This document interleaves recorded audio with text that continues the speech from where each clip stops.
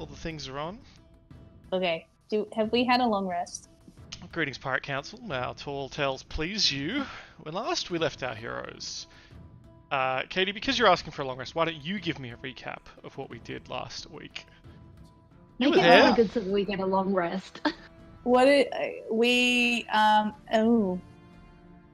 mean, a lot happened last week. We were in the midst of fighting our way out of the keep that we had invaded after Yama had pretty much just decimated their captain.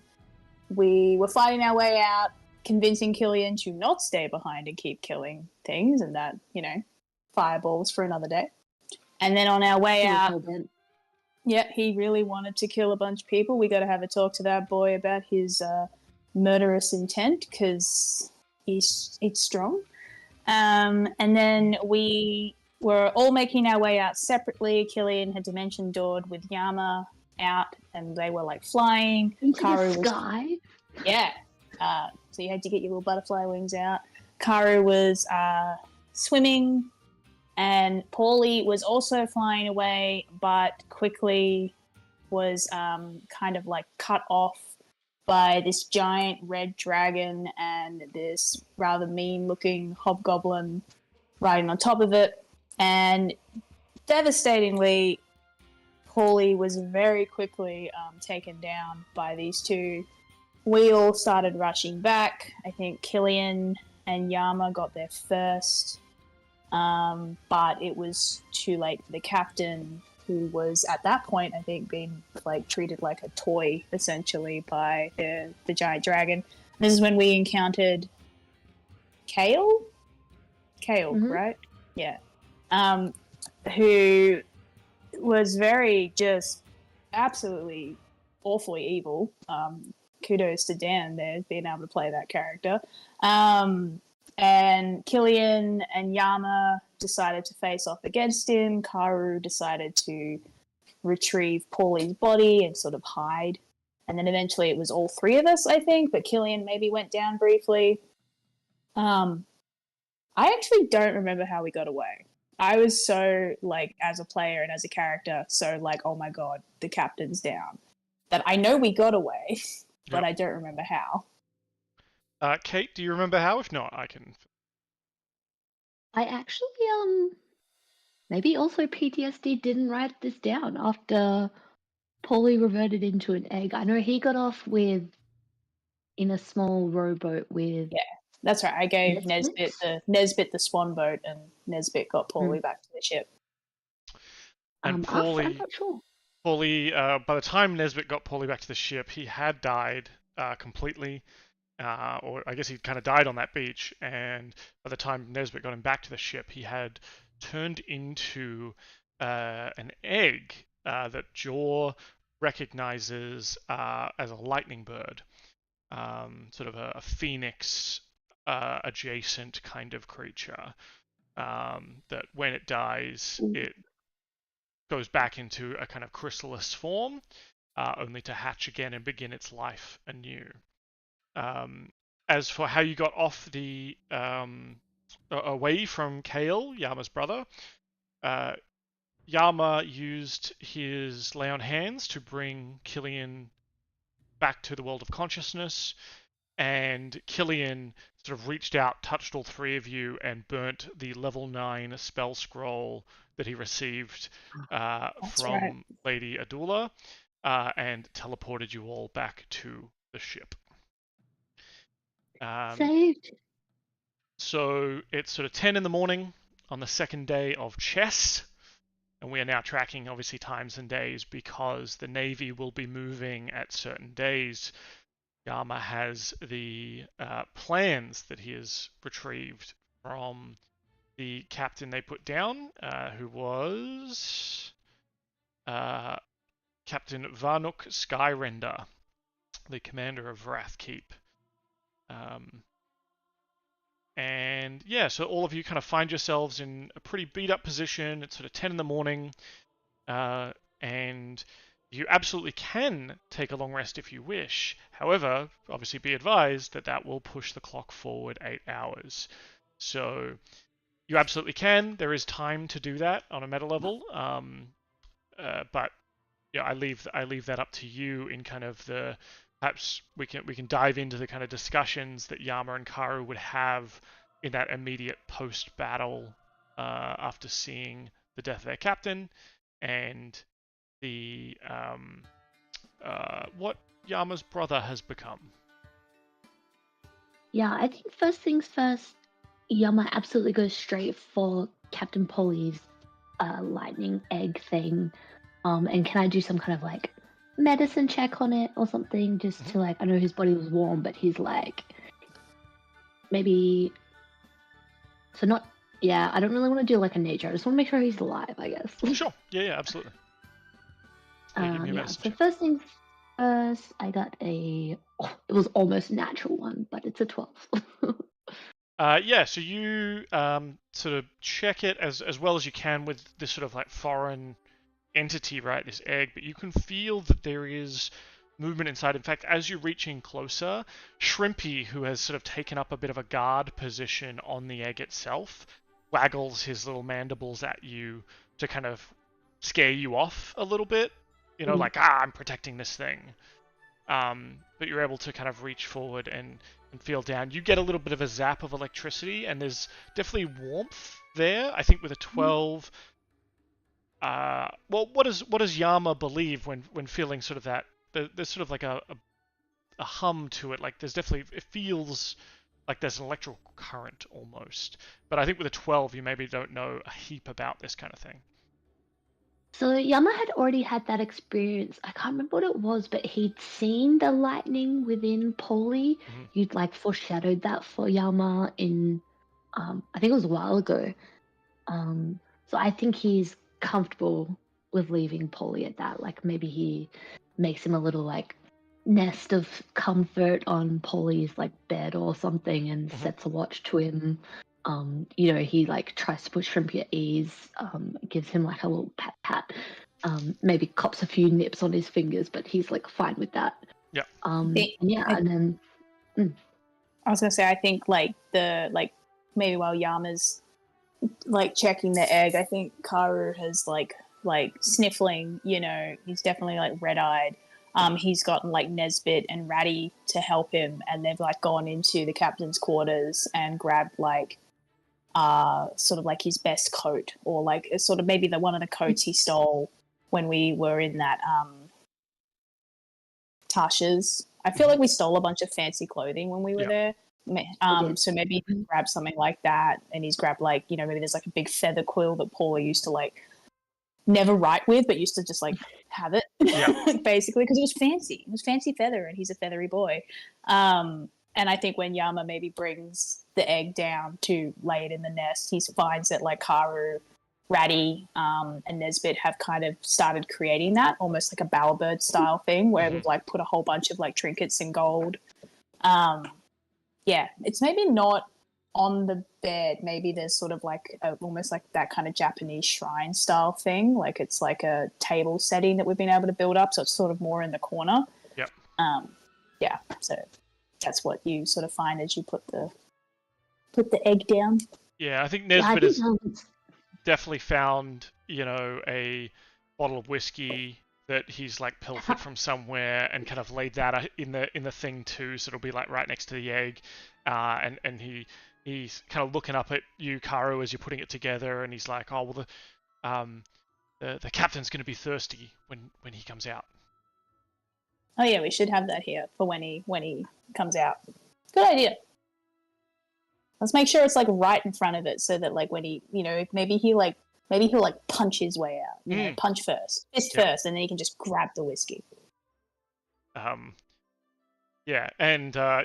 Nesbit is like, I did steal this from Paulie's wardrobe, and I've been holding on to it for a special occasion, but I feel the captain won't mind me putting that here. And he did always say, like, if you can get away with stealing something, then it is yours. So.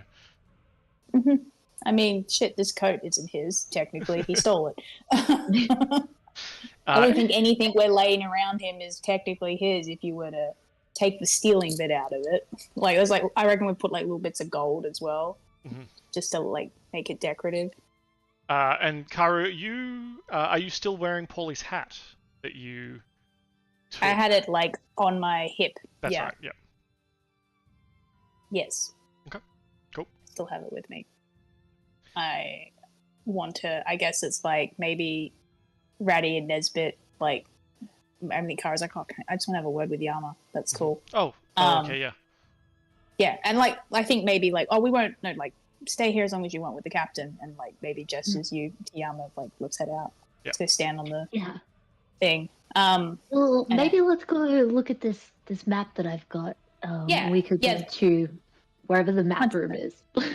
let's There's a desk somewhere. Let's go do that. And I think once we're sort of like alone, sort of like Karu's like, what do we do? And he has the hat. He's like, what do we do? Like, we don't have a captain. I think we just do the best we can, right? Let's head these. Let's delay. If we delay, then maybe the captain will have time to recharge, hatch, do whatever he needs to do in that egg, and we can just be ready for when he's back. But yeah, let's have a look at this map. I think there could be a good point here. We can cut them off. We've got 5 days, and I think we definitely delayed them with our tactics at the keep. Sure, I hope so. Forest Keep, right? Yeah. Oh, actually, Yama, I have to tell you something that I think's kind of cool. I hope you think it's kind of cool. Okay. I put a brand on your brother. I know where he is. Oh, one of those invisible brands. Yeah, one of those like seeker brands. I put a brand on him. That's the only reason why I came up behind him. Like I knew that if I fought him, I'd die, but I figured if I could brand him, we know the direction he's in at all times. That is so good. You're a fucking genius. I mean, yeah. I never used that thing, but I realized it might have been useful. So, like, if we ever, I think, to your point, like, cutting them off, definitely. But if we ever think we want to just go for him, like, we know where he's at. I'll keep that brand up. Yeah, absolutely. Let's keep that brand up. Because, like, I would assume that he, today excluded, would generally stay with the Horde, the major bulk of the armies, so we could check in, every now and then and check on their progress. Well, yeah, if he's suddenly not with the Horde, we would know. Like if he separates off or anything. Although to be honest, he was riding like a massive red dragon. Like massive dragon. He seemed pretty formidable on his own, and then he's got that as his pet. Like even Killian's dragons, I think, would have a hard time with that thing. Yeah, that seemed like was that like an adult den or a young? An adult dragon. In fact, Karu, you're quite knowledgeable of sort of being one yourself, sort of a monstrosity kind of person, in the best possible way. Can you give me what would be your like knowledge of that kind of stuff? Like what would that rely upon? I think I have a bit of a like thing about that. Let me have a look. Would it be like, am I sort of like trying to recall information I might know? Is that sort of what you're getting at? Yeah. I mean, you've seen him now. You've seen Yama's brother. I think you maybe. I don't think you saw him before because you weren't privy to the vision, the divination, the far-seeing that Yama and Killian did. But now you've seen him in the flesh, as it were, and he looks like Yama, but he was also covered in dragon scales. So there's, I want to say that maybe twigs something with Karu, who is sort of part fish, right? And I want to see if there's anything. Well, I imagine it would probably be history, and I have advantage in that. Sure. I don't have a massive bonus to it, but that's kind of that concept of recalling information about certain things. So I can try that one. Yep. Try advantage. Oosh, bad rolls. Yikes. Never mind. Ugh. Whatever you believe about that. Sure. Me, Katie, what I believe. Well, I don't know, man. It's a dragon. Yeah. Hey, is your brother part dragon? He definitely never had those scales on his skin as long as I've known him, but I guess like it's been some time since I've seen him, and he was also never friends with a dragon as long as I knew him. Do you think maybe he's made a pact of some sort? Because I would not put it past him to make a pact for power. So yeah, I wonder if that's like I didn't make a pact per se, but like I agreed to become stronger, and then this is where these things came from. Like this is where all my abilities come from. A want to be stronger, and I guess maybe it was a pact. I don't know. I just kind of like agreed to be experimented on. So don't do that. Case in point, just don't do that. Yes. Yes. These are very useful, but also you're extremely useful. I love you the way you are. Do you remember, like, did you change, like, mentally at all? Like, nothing that I think Kale's changed mentally. It seems like he's being driven by the same things, but was there anything that you gave up? Yeah, I did. I definitely gave up something. I think it has a lot to do with why I sometimes attack you guys when we're fighting. I think that's something I gave up. I don't really know what it is, but no, the procedures that I went through, there's no way I didn't give up something, kind of thing. Also, I think that's kind of how this stuff works. You don't, everything that I know about, like everything I studied as like a blood hunter, essentially is like you don't just get power without giving something up. So your brother's probably, if he's done something like this, which it kind of seems like he has, maybe there's something he's given up inside himself, or maybe there's something he's promised to deliver upon, like, success. This journey. Which maybe is a worrisome thought. Pushing even harder too. Yeah, and I gotta be honest, he doesn't strike me as someone who cares much about the people around him. So that's a worrisome thought when you think that your son is involved with him. Which is why I've been trying to get my son free from his clutches. He's definitely a toxic person. Oh yeah, and mentally so. But I do not that we know exactly how he's gotten this power, but I don't know. If you're not a good person, you're not going to give up something of you. You're going to give up someone else, kind of thing. We got to get your son away from him. Well, we saw Tempura also with dragons when we met him with the Navy. Like a little one. Ages ago. Yeah, it was a little one. Also, didn't we see him before? Didn't we see him before when Kale, when we left? Didn't we see a little dragon land next to his bigger dragon? Oh, did we? At the end of last week. I think Kale was with him when we left. Shit. Yeah. I really hope he isn't starting the same transformation. We don't know for sure. Like I fuzz brain. I just spitballing ideas. No, that's fair. Maybe I was too preoccupied with the captain and should have been more observant, but to be fair, a lot going on for you. It's not an easy moment to face off with your brother who just killed your friend, and I get it. Who is a total asshole. Yeah, that's a hard thing to get through. It's fine. It's fine that you're not. I will do the best to notice the things you cannot because you've got a lot to deal with. I'll do my best. I super appreciate that. I would definitely be falling apart without you here with fucking Killian off doing whatever he's doing, and he's at the beach. Captain in that he's at the beach. He's just enjoying like a nice time on the beach. I feel like Killian, I reckon right now is probably like tanning on the deck, but also like maybe investigating anything that he's picked up. Well, he was very close to dead, and his draconic transformation that he does through magic actually leaves him with exhaustion. So, despite being brought back to life as well, I think he is probably like on the deck, maybe leaning against the central mast, and is just being like tended to by some of the crew. He has more hit points than me, that little bitch. Katie the character is Katie the player is very sympathetic, but I feel like what Karu just said, like, oh, he's just sun tanning on the deck. He's actually calling back to that whole thing where he spent 2 years in hell, and we were all like, you were there like 2 days, like shut up.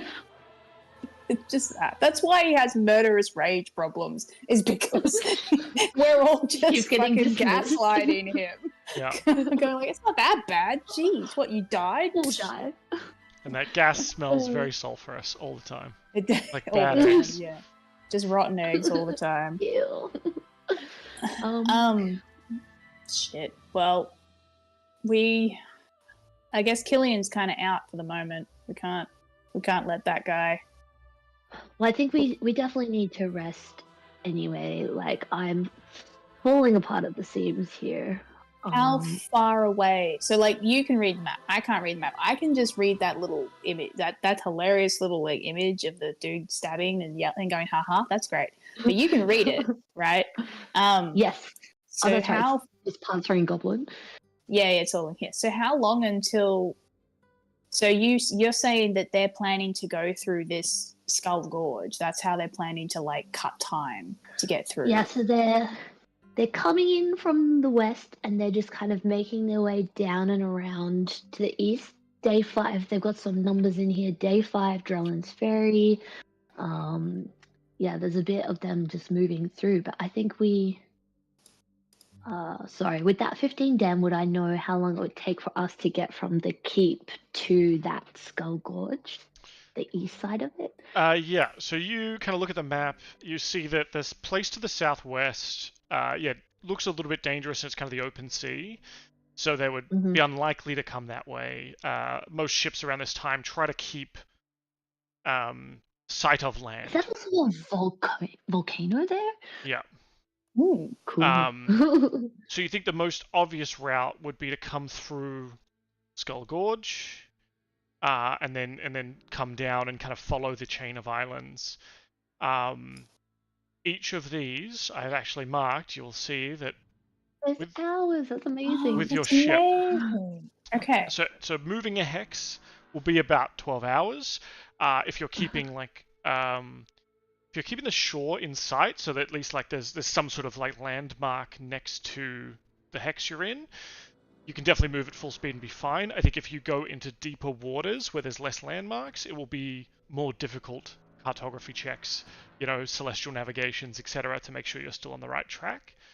I'll tell you now as well, there'll potentially be, kind of like random encounters as you travel around as well. Whilst the main navy you know of is, mustering according to these plans, as you have run into, there are small raiding groups out and about already, and the captain you spoke to seemed to indicate that there are other major captains who are set up in areas already, also undergoing their own missions. Yeah, we got some names. Captain Noctar the Reaver in the south, going for the Sea Elves. And Captain Corsag Bloodcell was the one we killed at Drellin's Ferry, but we're not sure how many others there may be.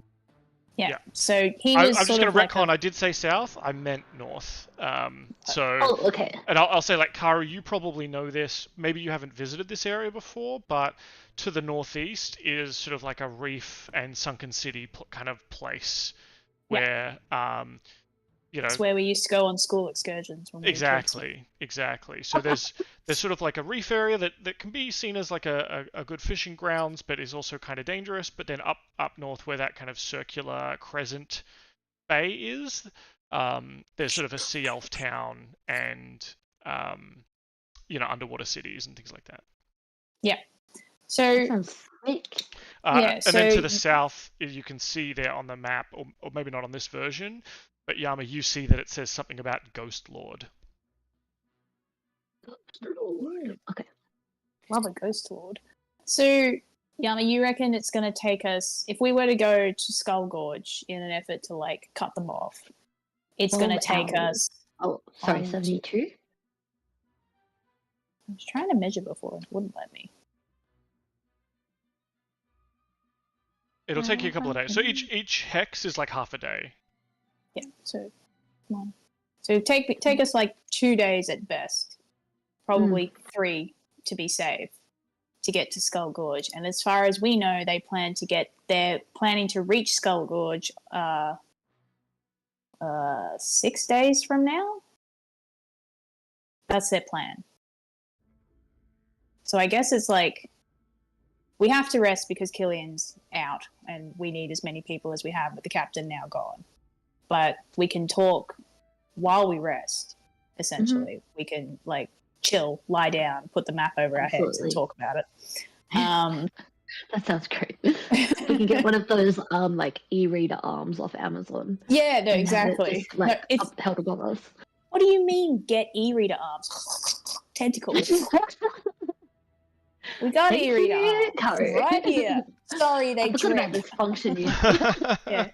There's this like black equal like coming up. I'll be right back. Yeah, they're a little wet. I'm grabbing a snack.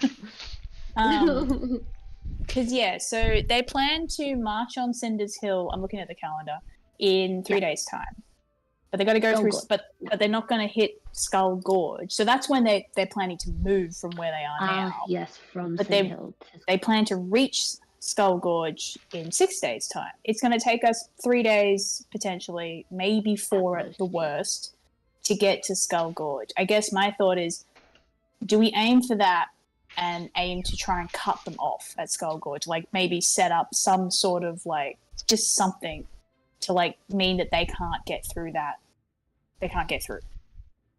Yeah, I love that. That would delay them even more.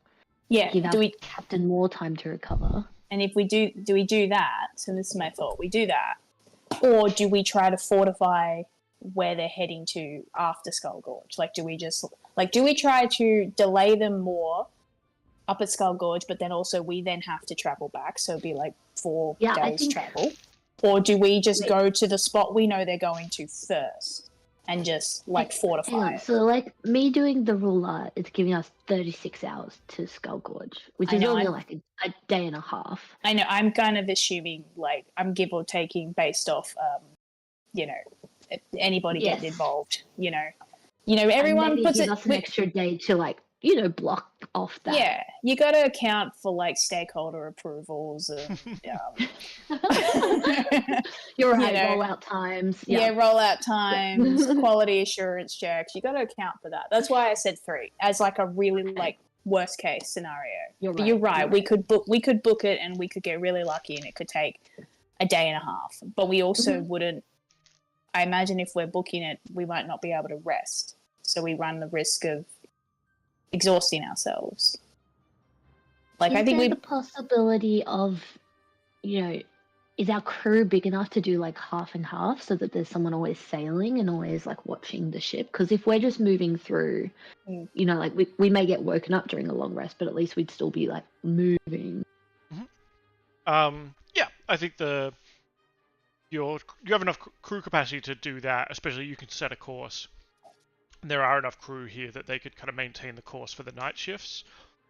Okay, cool. The downside is, yes, if you enter into an area and you are attacked at night, then you got to hope that they are capable of raising the alarm and so on and so forth, right? It's the same idea as camping in the woods.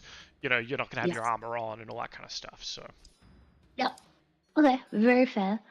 Well, I say it's definitely worth it to get to Skull Gorge, try and block that thoroughfare before they can get there, start our journey back towards the next spot, maybe keeping our eye out on raiders in the meantime, knowing that we've got a bit of a head start, and to start fortifying. I think that's a great idea, Karu. What was my idea? To go to Skull Gorge first, block their route, and then just kind of like head back down along their route and fortify as we go, or put out fires, keep marauders at bay, that kind of thing.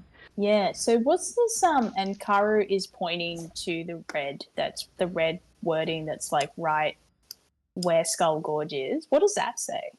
So that says all tribes must adhere under Kale. So I guess that's their rallying point before they head through.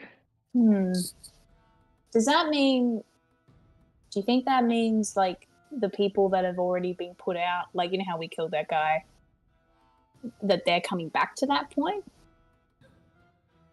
Oh yeah, do we know much about their like tactics in that way, or would we know there's still going to be like roving bands of almost like scouts as we continue through? Why don't you give me a history check, Yama, to kind of remember your military training and kind of the lessons that you and Kale had kind of learnt together. I am not an intelligence-based character. That's an 11. I mean, I am, and it doesn't make a difference. Yeah. The dice taketh away only today. Exactly. I rolled a natural 20 before we started when I just checked the D&D. Yeah, sure you did. Yeah, you lost so all amazing. your ability. Yeah. All my luck is gone. Yep. So with 11, I think. Oh, what does Yama think actually?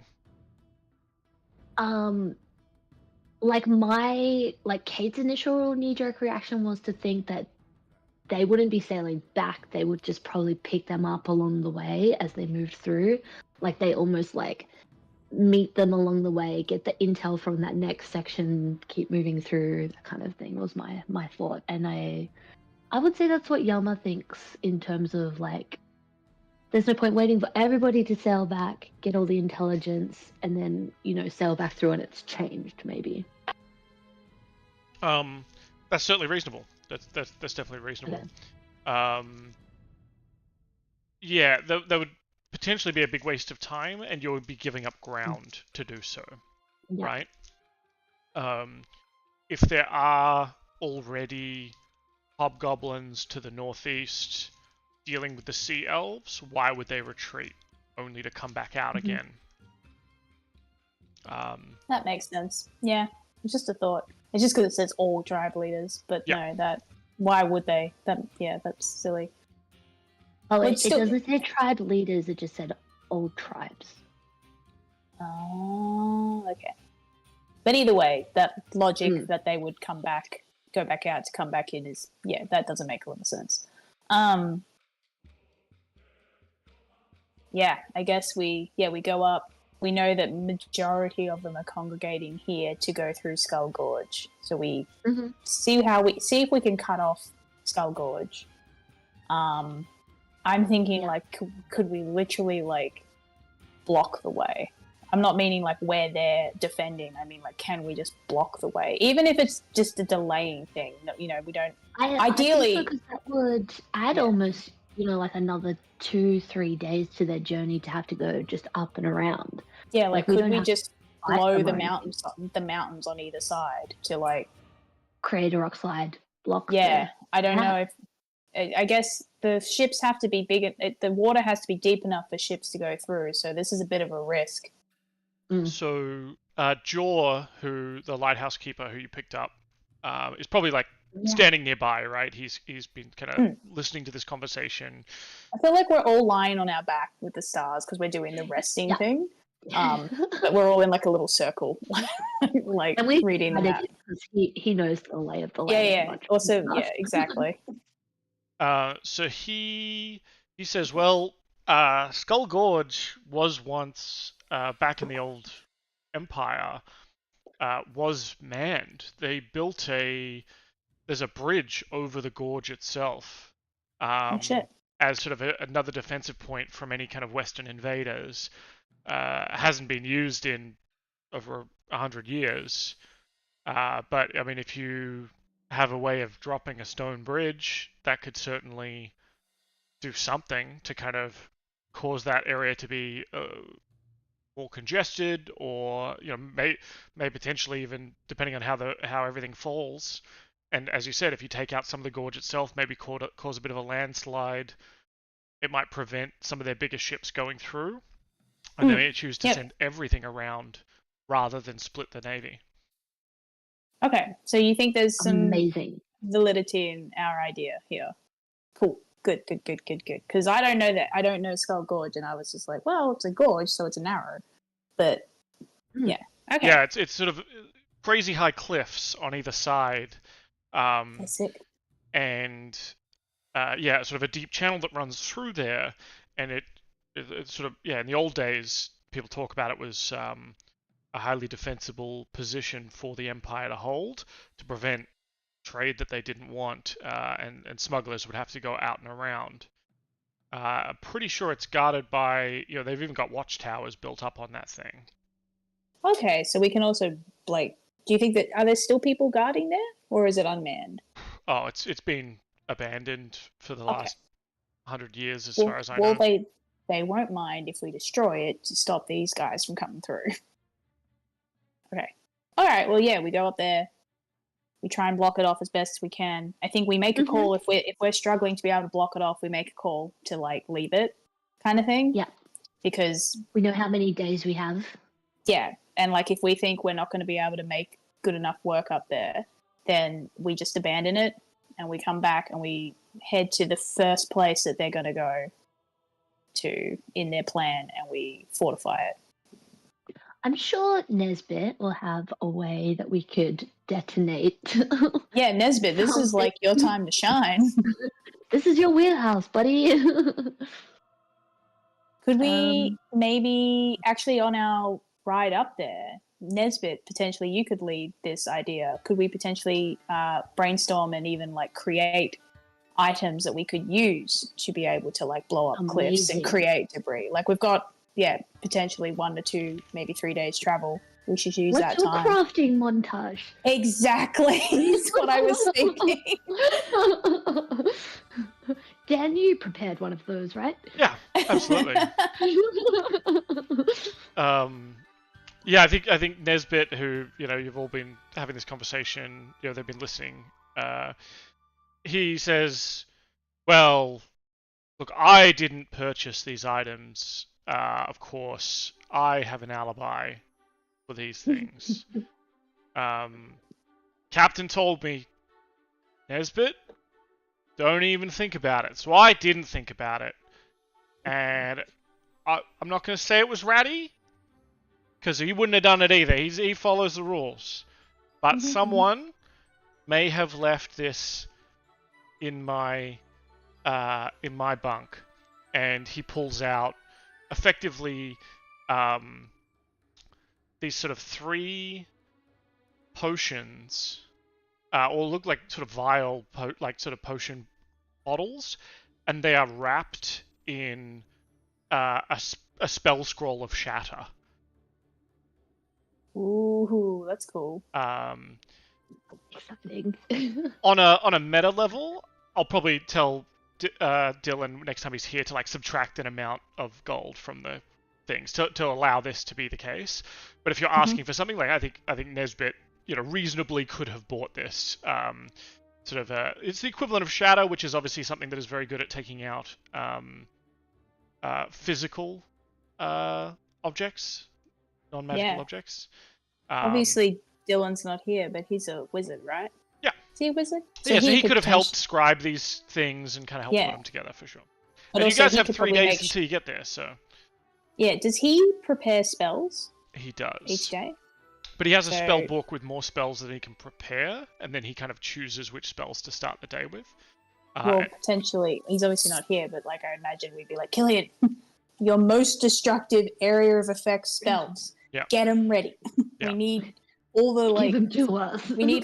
we need destruction.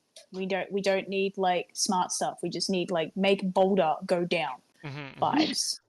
Because I'm sure there's a spell like that. He's absolutely going to have something like that. Or if not, he'll think of a way to use like a fireball to do XYZ. Like. Yeah. I think Killian would say, of course, I've got stuff for that. Don't even worry about it. I'll hand it myself. We don't even need these explosives. I got it. I've got all the spells. I got the greatest spells. In fact, I could probably just cut this bridge down with my sword. I got the best spells. We've got the best spells. We've got the greatest spells. Spells you wouldn't even believe. China. So hobgoblins coming across the border. Yeah, we need to blow up the bridge and make a wall. Yeah, we need to make a wall. Oh no, we are actually doing that. Cool. Well, I guess Yama, you and I, like, obviously we can help, like, direct the destruction, but I don't know, maybe we can like fucking chop trees down to help with the debris. I don't know. That's all I could think I could do, really. And we just spend like a good bit of time just essentially destroying that way as best as we can. I think so too. I'm literally looking through my spells, and I have like nothing but utility spells, basically. Yeah, Paladin. I cannot help. I don't even have like a potion of like hill giant strength to make me cut trees down more. I'll put on my dancing boots. Where are they? Boogie boots. Boogie boots. Oh shit! Actually. Oh, Killian's exhausted. I want to check out this sword that I've got. That's actually what I was going to say. I think we just had the same brain wave because I just pulled up the image I sent you from last time. Yeah, Killian.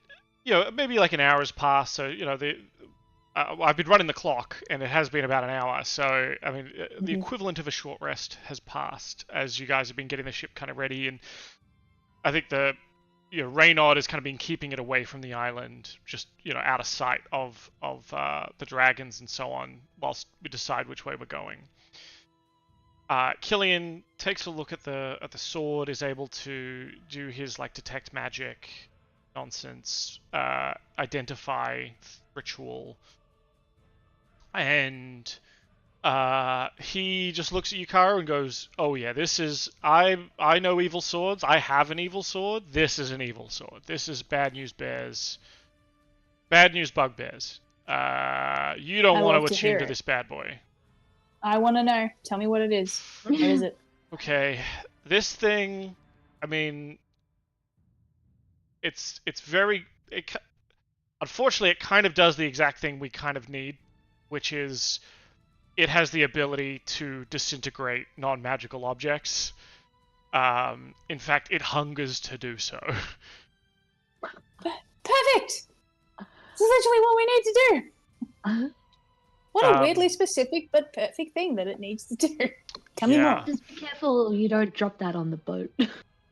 Ooh. Yeah, so the downside is that when you attune to it, it's going to want you to drop it on the boat. It's going to want you to just destroy stuff. Yeah,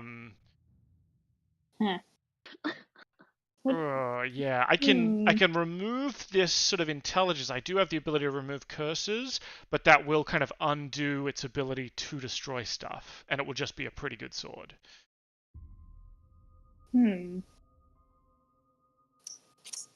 Shit. How's your will? What would what would I need to roll to be able to withstand that kind of suggestion? He's like, well, I mean, the blade is seems to be both smart and charismatic. It has a will of its own. It's not particularly wise, so it can probably be tricked. But it is intelligent, and yeah. It's kind of like me. I mean, not as intelligent as me, of course. Like, there's me, there's the sword, then there's me. The dirt, there's the worms in the dirt, there's you. And there's me. Yeah, thanks. But I'm also quite intelligent. I know, surprise, surprise, but not very wise. So maybe me and this sword will get along real well. Yeah, potentially. Do you have an attunement slot for this thing? I mean, I can make one. Sure. What do I put in my inventory then? If you can, for now, let's just put the Ruin Blade in there. Okay. But I haven't made a custom one that's not a great sword, so. Oh, that's right. You did say that. Yeah. So if you want to put the Ruin Blade in there, just so we have what it can do. And if you can also maybe just put in a +2. What did I say? It was a long sword or it was a short sword? I think it was a short sword. You said short sword. Yeah. So just put in a +2 short sword as like, for rolling damage and whatnot. But put the Ruin Blade in there just so I think it will add and attune to that, and it will add that to your like the spells it can cast and stuff, I think. Ooh. So on a meta level, it's a +2 sword. If you hit an undead creature with it, the attack deals an additional 1d8 force damage. It has the property of Blighted Ruin. You can cast the Blight spell from the weapon, which recharges at dawn. And it also can do Destructive Ruin. You can cast a Disintegrate spell from the weapon, but can only target non-magical objects or a creation of magical force. Once used, this property, the property of the weapon can't be used until dawn 7 days later. The weapon is cursed, and becoming attuned to it extends the curse to you. Mm-hmm. While you are attuned, while it is cursed, you are unwilling to part with the weapon.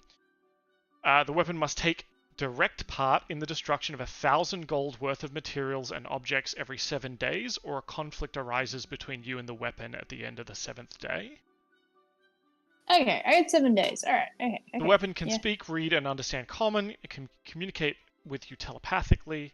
Its voice is a rough, ruined echo. While you're attuned to it, Runeblade also understands every language you know. And it is dolorous or frenetic, depending on its mood. And its mood improves when the sword is actively engaged in acts of destruction, but worsens if the blade is left inactive for too long. Its purpose is to ruin and unmake existing objects so that its owner can rebuild the world from a blank slate. Well, that's a lot. So, if I attune to this, and then it says I'm unwilling to part with this weapon, would that mean I would be unwilling to attune to it, to unattune? Correct. You would need to have Killian cast Remove Curse, and that will... I think from a meta point of view, I'll say like that it will remove its like extra abilities to Blight and Disintegrate, and it will just become a +2 sword that maybe does a bit of extra damage to undead. And then you are willing to like you can unattune to it and stuff. Yeah. Well, I mean, it's not great. I'm just getting my short sword +2 added, so I don't add to equipment. It's not great, but like, what if I don't attune to this? What if I don't start talking to this thing until just before we get to the Skull Gorge? And then it's like, hey mate, like this is Karu saying this in case, and then I'm like, hey mate, yeah, I know you need the 1,000 gold worth of destruction. Check this out. And then we go ham, and he has a great time, and then he's satiated for 7 days, and then we'll work it out. If it feels like it's going to be a problem, maybe on the 7th day, I just need to leave the ship for a little bit. Go and find a little island where I can just go pew, pew, pew, pew, and then I can come back. Killian says, well, I wonder how much the bridge is worth, and whether... I mean, like, does it just take the value of the stone? Does it take the historical value? Does it take, like, the, militaristic value? It's a fascinating conundrum. Yeah, like, what's 1,000 gold worth, like, mean, essentially, when you, Like, this is a conversation I can have with it. But, like, if you're worried about me disintegrating the ship, then, like, how about I just, like, don't attune to it until we're closer? And then I'm like, mate, don't worry, I've got your destruction coming right up. It's right up here. Mm-hmm. So from a meta point of view, it takes about a short rest, so an hour to attune with the blade. So you could certainly hold off doing that. Yes. Until then, it will just be like a +2 sword. Yeah. So from a meta level, I'm happy with that. Killian's response, I think, is... Oh, well, don't even worry. I'll probably just be able to destroy that bridge anyway. Like, I've got a sword. I can transform into a dragon man. I could probably just cut that bridge in half. Like, you don't want to risk... But then again, I could just get rid of that curse too. I've also got spells. I'm not sure if I've told you. I have incredible swordsmanship and spells. So, kind of got it all. Yeah. So, I know. You've got everything. Yeah, well... I'm going to hold on to this, and I'm going to wait until we get a little bit closer, and then I'm going to attune to it. And, if we think it's a problem, you are able to remove curse. You can do that, Killian? I just need a bit of time to prepare it. Well, we've got 7 days. As long as I give it 1,000 gold worth. The only problem will be is if the stuff we destroy at Skull Gorge is not 1,000 gold worth. But we'll get there when we get there, We got 7 days. We got 7 days. Exactly. I'll just talk to it. I was like, no, it's fine. You got your 500 gold here. You get your 500 gold later. Maybe like killing people count. No, wait, no. It needs stuff. I wonder if you destroy someone's armor, that counts. Potentially, yeah. Yeah, it's questions I'm gonna raise. But thank you. Yes, I'm keeping this. Love that. But yeah, so I'm not going to tune to it until we're closer, and then I'll take like an hour where I'll literally just be completely useless for everybody, and I'll just sit and I'll attune to the thing. Yeah. Instead of doing your chores, which Karu religiously does. Hey, Karu's a good boy for that reason. He's just not very good at them. That's the problem. He tries his best. Cool. Okay, well, I think we've got something, so I guess we head off to Skull Gorge. Get this show on the road. Excellent. Definitely. Should we put in that we have a long rest before we set off? Or do we want to have a long rest on the way?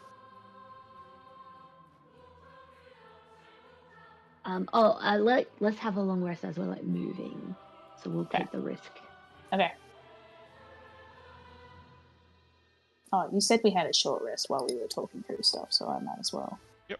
I rolled all my hit dice and I'm still not full. Oh no! No. Yikes. Is that gonna roll or what? There we go.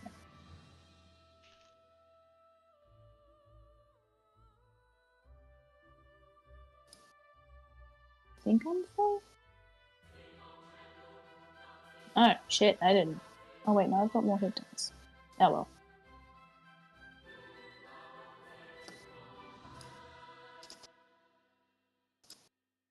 Cool, let's set off. Alright, excellent. Do you want to move your... So what, are you just going up to here, effectively? Yeah. Exactly, yeah. We'll stay as you said, keep the shore in sight. Yep. Keep it faster.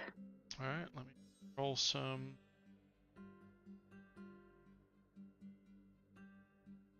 I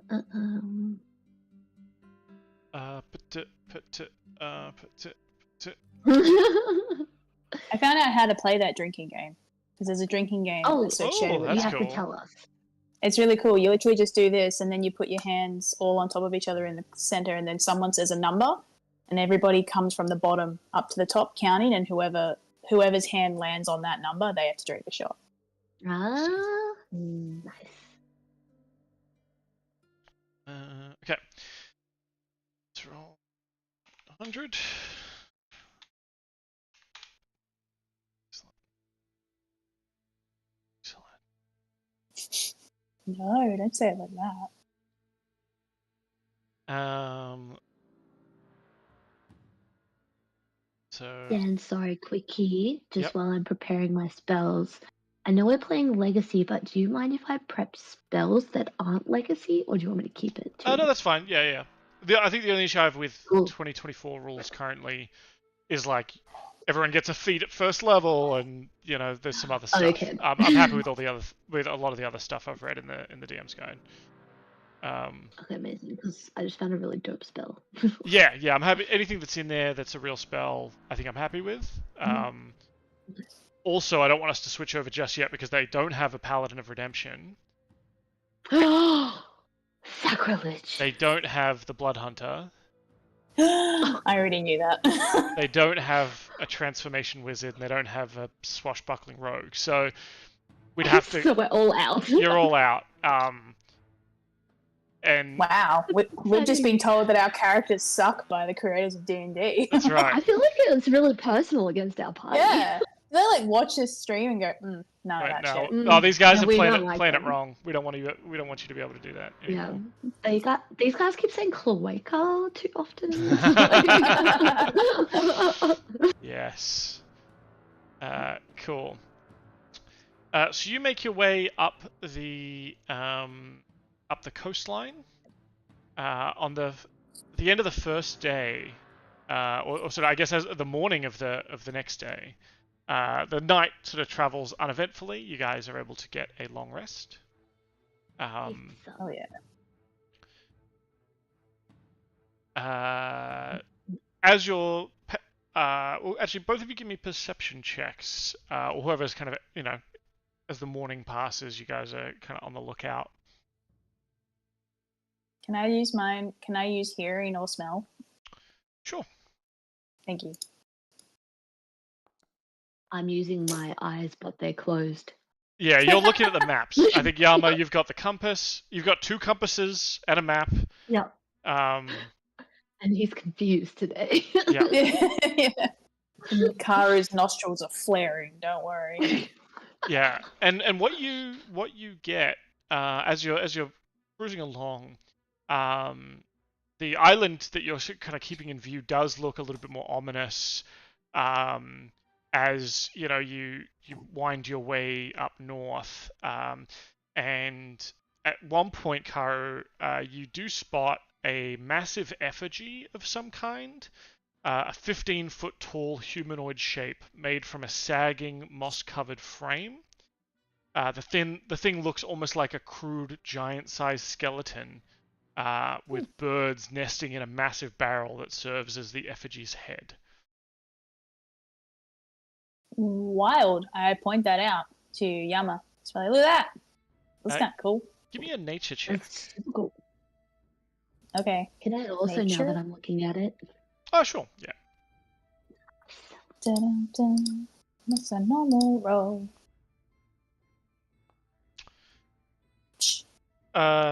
Yama, you probably know this. I guess more based on your time with the hobgoblin army and things like that. I mean, hobgoblins have worked with giants and things like that in the past. This appears to be some sort of the work of some kind of sea giant. Although the workmanship seems a bit crude for what is normally kind of giants you've met, especially the fire giants and things like that, quite skilled with their creation stuff.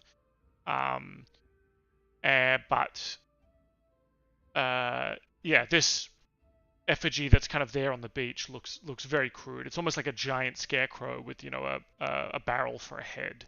Yeah. Okay. But yeah.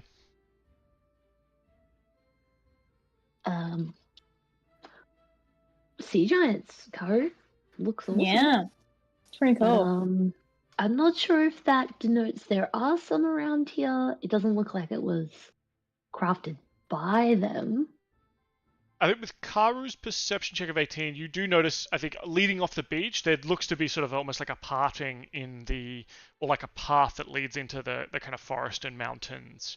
There seems to be either some sort of clearing beyond there or maybe some kind of well-worn track, but you would probably have to weigh anchor to go investigate further. Did you want to go and look at it?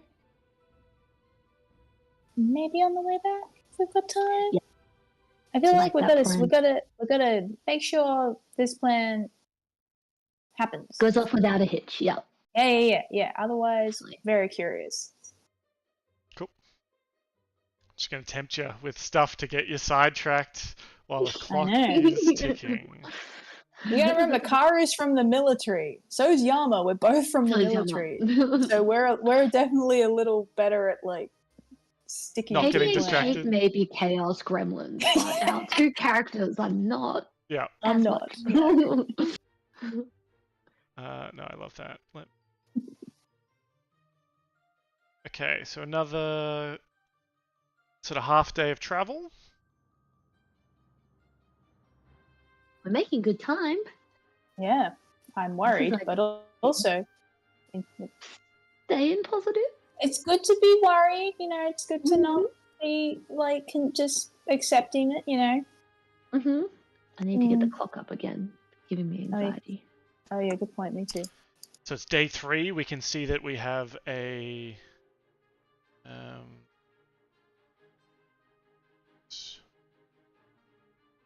so cool seeing the time advance. We have a waning gibbous moon. Karu says that. He's like, oh, waning gibbous moon, look at that. And Yama says, I always get those mixed up. Yeah. You know what that means? That means you need to be really careful about your interpersonal relationships for the next couple of days, because the waning moon means that like your ability to correctly interpret what people are trying to tell you is waning. I'm actually really into like stars and moons, and he says that with like that slightly crazed look in his eye, and he's like, you know, if you ever want to tell me what time of day you were born, I could basically tell you your entire personality.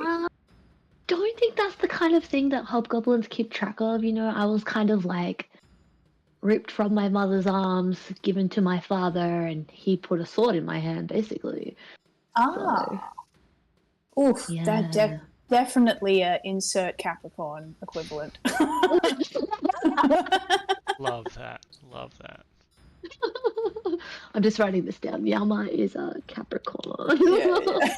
I'm gonna Google D&D star signs. Yeah. So as you begin pulling up to the gorge itself, the land starts. The sort of ground has been rising for the last couple of kilometers, and you're starting to see sort of the giant cliffs of this area. You, from your sort of sea level, you can't see obviously what the ground is like up there, but if anything, you would assume, you could potentially assume that it is barren ground or rocky or mountainous, kind of at the top of this gorge. About 60 feet wide, the gorge kind of appears. Where's the stretch? Oh, sorry. The gorge itself is more like 100 feet wide at its narrowest point, and you can see that there is this sort of path of water that is led through, and is, you know, from the depths you guys are looking at, you haven't entered into the gorge yet, but it certainly seems like it would be deep enough for your ship. It's sort of 100 feet wide, so it's got plenty of room for multiple ships potentially to even go with each other down the just like the Evergreen did, or whatever it was, the Evergrande. Just hopefully you don't go sideways and get stuck. The Dawn Sea kind of crosses the cleft and out, and you can see up, even in the dark. It's dark, and there's sort of a half moon, so it is a little bit difficult. But you think you can kind of make out a bit of a sort of a darkened silhouette on the stars of a of that bridge and kind of the towers. It seems to be kind of in the middle of the gorge itself, so you would have to take the ship into the gorge to kind of get close and underneath it. Can I get perception checks from you both with disadvantage, because it is nighttime, and you're, despite having sort of dark vision and I think some sort of augmentation on the boat, it is obviously quite deep into that gorge that you would have to go and that you're looking at. Can I use up? How high up? The gorge? Yeah. Also probably something like at least 100 feet tall. Can I use hearing or smell to make my roll just like a standard roll? Sure. Yeah. So I'll give you guys different things. Yama, you see the bridge. You can see the 4 towers sort of silhouetted against the starlight. Karu, you smell hobgoblins cooking. You also smell dragon. Oh. Is my brand... Use your ping. Yeah, is my brand pinging at all? No, not here. In fact, is that a constant thing, almost like a compass, like you know where he is at all times? Yeah, I know what direction he's in at all times unless I dismiss it. He has headed southwest. He is to the southwest of you. I immediately whisper to Yama, "They're here. Hobgoblin and dragon smell on the wind." Is it Kale? No, he's southwest. This is something. Okay. Fuck. What if it's Tempura? Oh shit! It would be ideal if it was Tempura. We could get him while he's separated from the main horde, but this makes our Could I gauge how intense the hobgoblin spell is to get a concept of like how many there are? Essentially, like obviously, well, not with the 16. I'm going to be able to say no. There's 23, but can I be like, that is an intense enough smell that it's more than one? You can smell like what definitely smells like an encampment and campfires. So there is some sort of group of them, potentially set here to obviously look out over this area. It's probably like you've assumed that this is tactically important. They have also assumed that. Hard to gauge numbers, but you can definitely campfires indicates camping or tents. Yep. So potentially a few. You don't smell like a wall of hobgoblins like the entire navy is here for sure. And you don't just smell one like Yama. Although Yama, I assume, uses really nice soaps nowadays. He smells like lavender. Yeah, floral. I was going to say floral soaps. Calming lavender kind of thing. Experimented one day with one of these teas and discovered that it makes me smell nice. Yeah. I think he might even like make his own soaps. I don't know. I reckon so. I reckon that's one of your hobbies. So you reckon half dozen tents or campfires? Yeah, there's definitely a good handful of them. I would say I'm smelling multiple fires. I'm smelling multiple hobgoblin hairy armpits, and definitely some sort of dragon. I don't smell, right? I don't know, do I? Well, I think we've arrived at the perfect time. We're in the dead of night. Let's move the boat into the gorge, but not directly under the bridge, obviously. And we could start our hike up now in the night. Perhaps try to be a little bit more quiet. Is it kind of like one side or the other? Because we could just like go to the other side. Yeah. Are they camping on one side of the gorge? Yes, they seem to be camping on the north side. They're on the north side. Let's go to the south side and try and come up underneath them. Yeah. Did we want to scope out to see how exactly what we're up against? Or do we want to just do it anyway? And if they come out of the trees, they come out of the trees. You're right. It might be nicer to get the jump of them, especially if Tempura's with them. I am not sneaky. No. That's why I narrowed my eyes when you said we should be sneaky. I'm sneaky. I would love to say I take off my armor and I come with you to be sneaky. But I really don't want to do that if there's a dragon around and half a dozen hobgoblins. I wish I had a spell of silence or something useful, but I do not have that either. Yeah, I don't have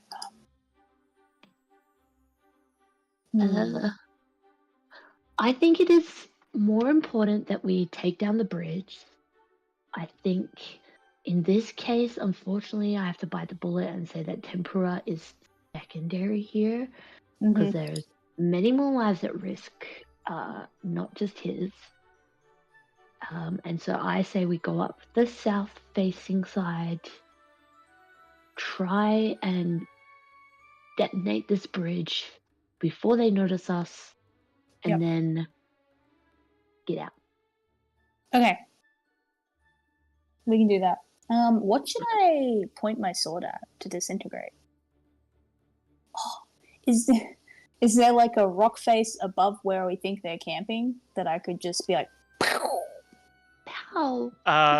From touch it or just point it? Where you can kind of just see the smoke on the wind.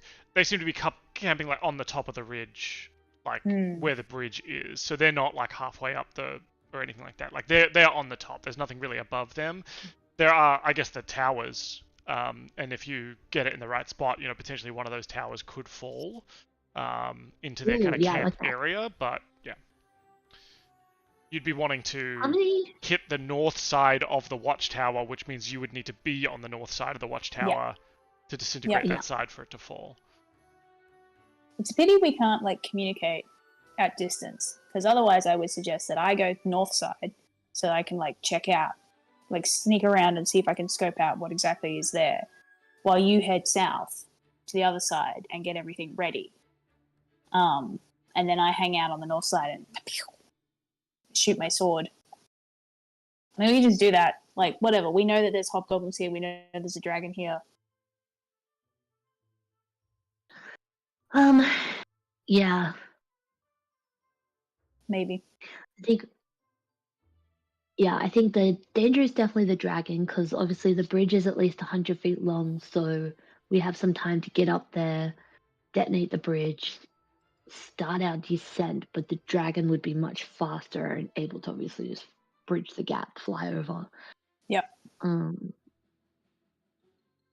We don't see any like boats around or anything. We assume maybe they're like camped on the like more like beach area of the north side. Potentially they were dropped off here. And potentially dropped off on the north side and kind of and hiked up there. But yeah. Yeah. You don't see any ships in the gorge currently. Although it is dark, it's hard to tell. So. All right. Well, how do you feel about hiking up there, Karu? Up to where they are. To the south. To the south. What's the range on your sword?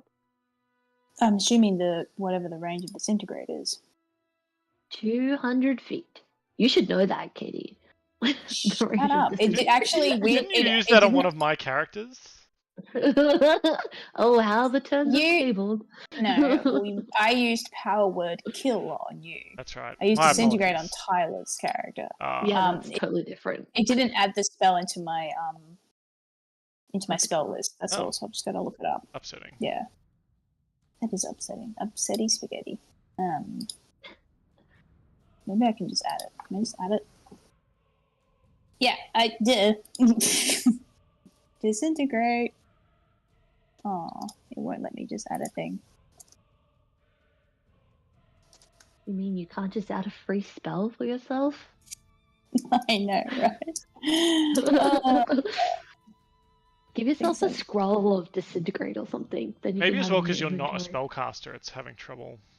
Yeah, although it has added the other spells into all the other things that I've got that has spells. D&D Beyond was acting up 60 for me feet as well. It's a 60 feet range. A target you can see within range. Okay. So we don't have to be immediately at the tower.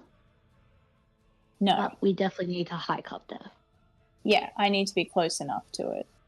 So we want to destroy the tower on the south side. We're not focusing on the fact that there are hobgoblins here. We're just focusing on our original plan, which was to destroy shit. Hobgoblins secondary. Exactly. Yeah. Yeah, okay. Cool. We need to stop the larger force. So let's go for the bridge. Yep. And we're going to get Nesbit's detonations to, like, blow up the bridge. We need to set those down. Mm-hmm. I mean, I can do that. I'm pretty fast. Close to the bridge, you mean? Yeah, so that it blows up. I'm happy to do that. Yeah. And then we just get ready I can keep watch for the dragon and draw its attention if it comes to us before we're ready. Oh yeah, cool. Yeah, if you see it. Yeah. I do have my my cape is recharged. So if things get hairy, I can get us out of there. I've just got to get to you. And we would only need to be like not super far apart, right? I could be maybe like 50, 60 feet behind you. Mm-hmm. So I'm not completely far away? Yeah. Okay. I'm sure it's fine. That sounds like a plan. Yeah. It'll totally be fine. Look, if anything, get to me and we'll dimension door out. Like, if things go to shit, we can at least bamf 500 feet away.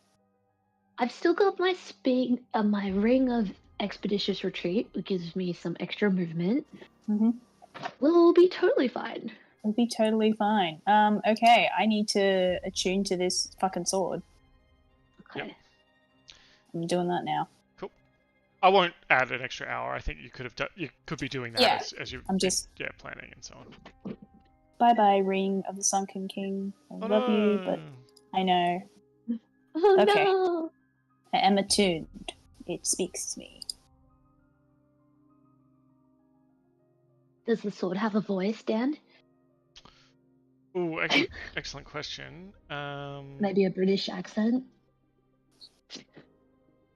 Ooh, yeah, I love that, because we can be weird and political. I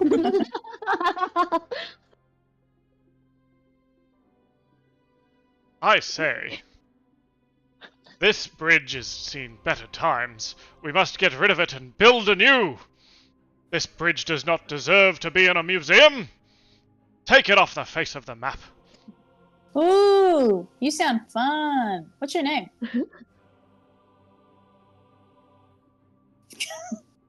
I can give you a name if you don't have a name. I give you a name. My name has been destroyed, much like all the things I do. My life itself was all about destruction, so I destroyed even my own name. Sick. That's heavy metal. Not even heavy metal can stand against us now. Come, I like Karu.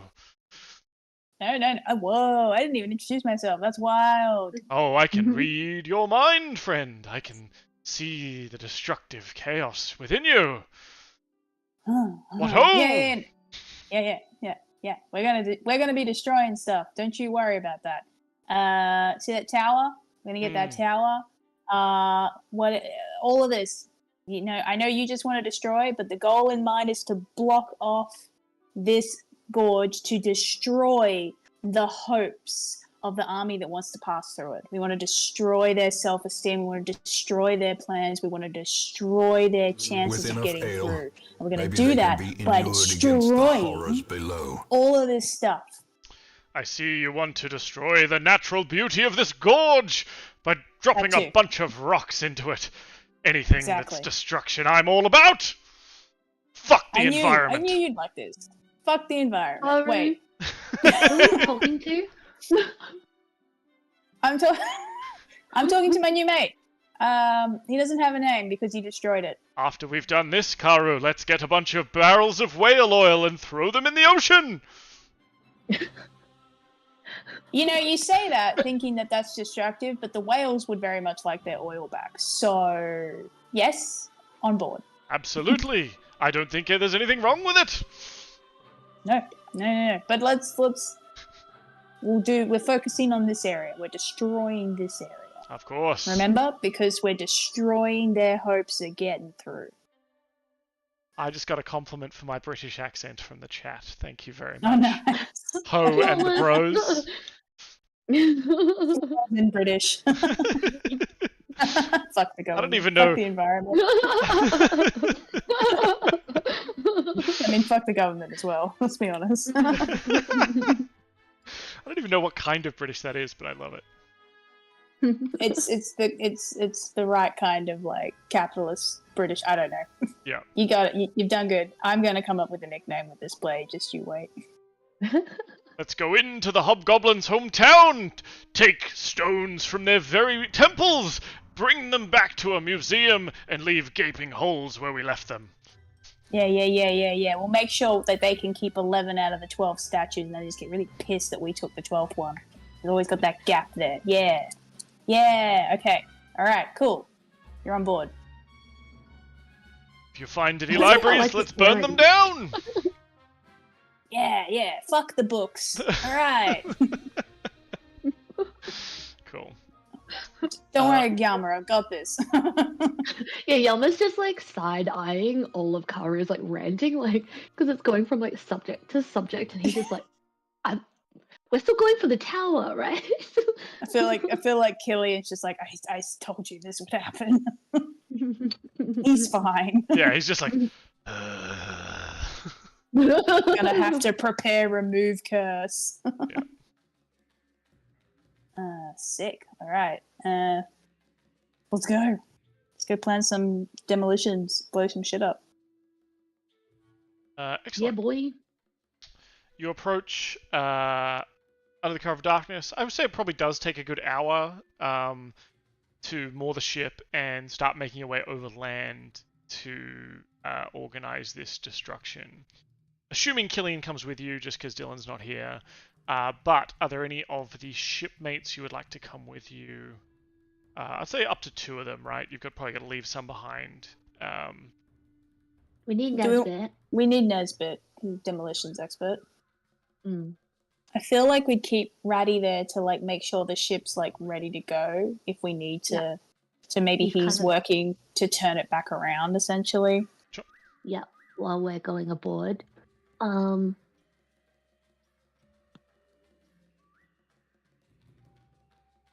Maybe Diana Cloppington, isn't she all about like encouraging?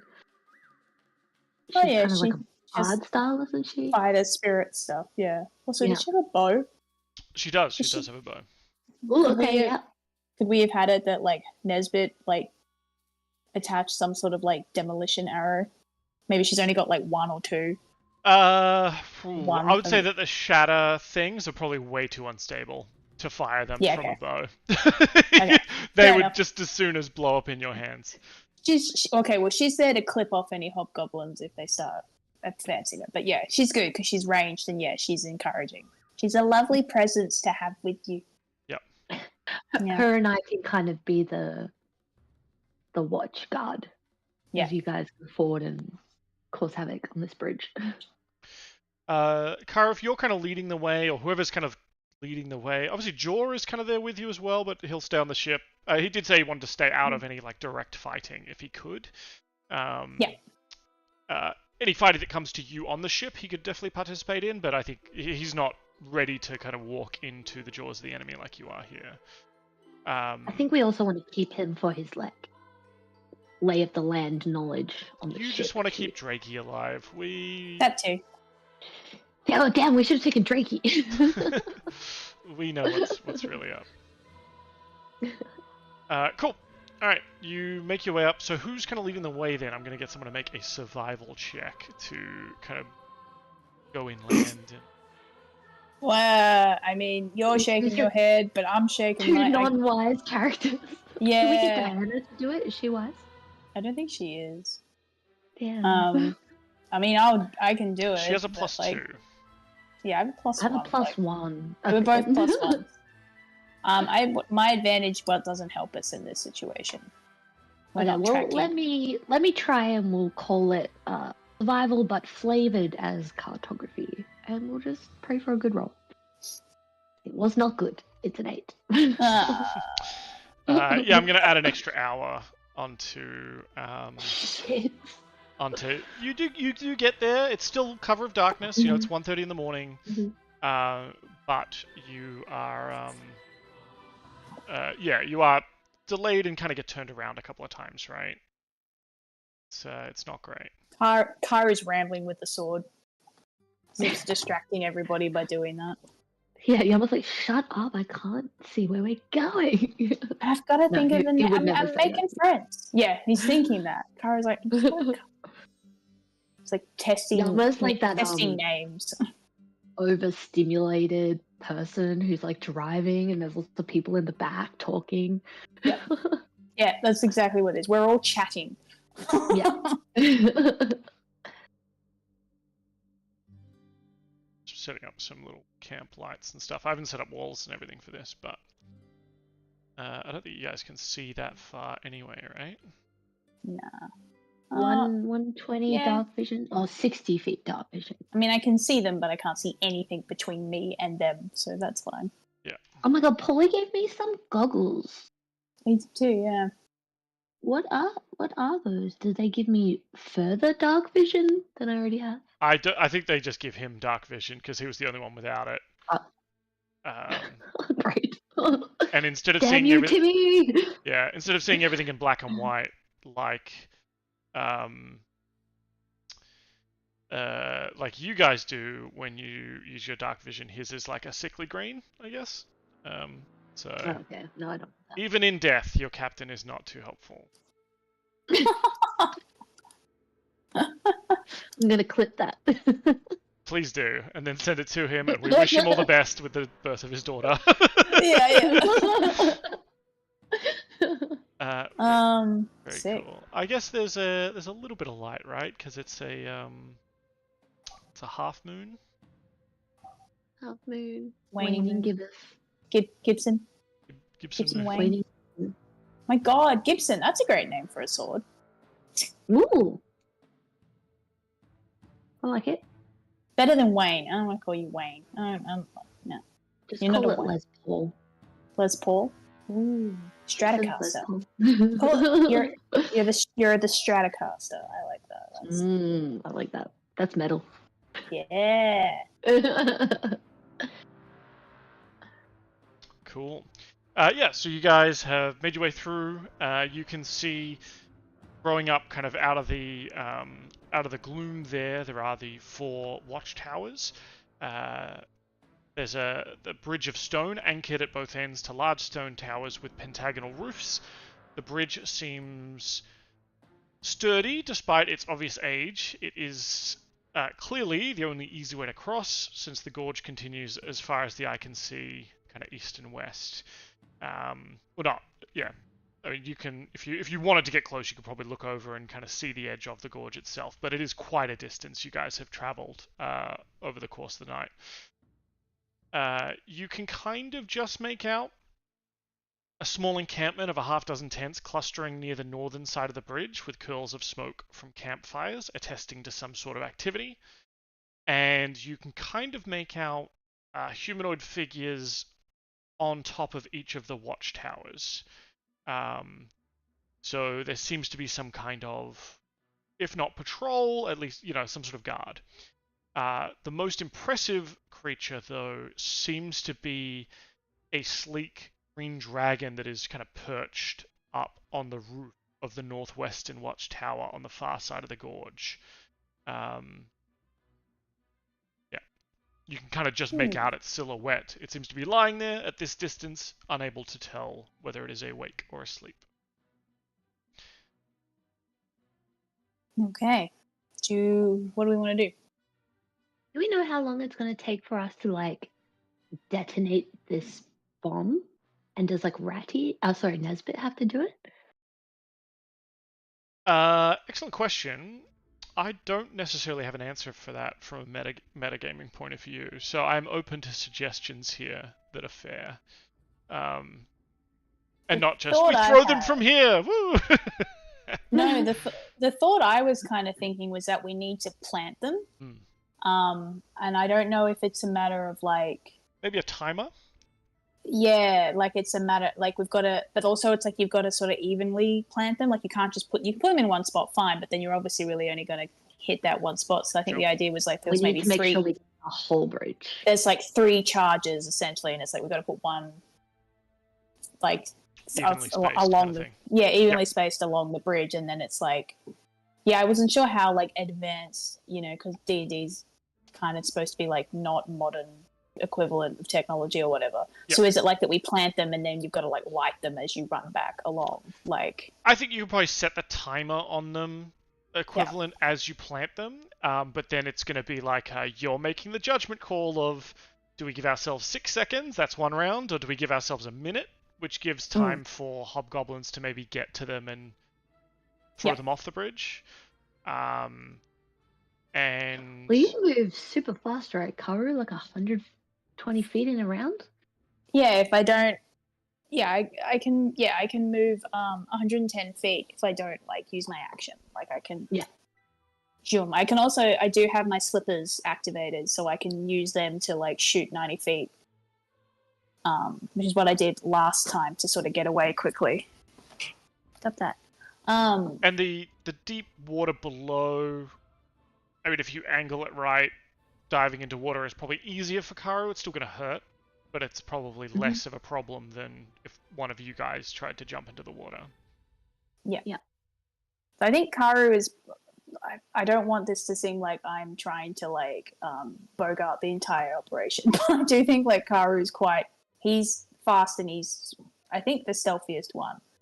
Yeah. So there is potentially an idea that we all sort of go up to a point and then he takes the charges and he runs them to their spots.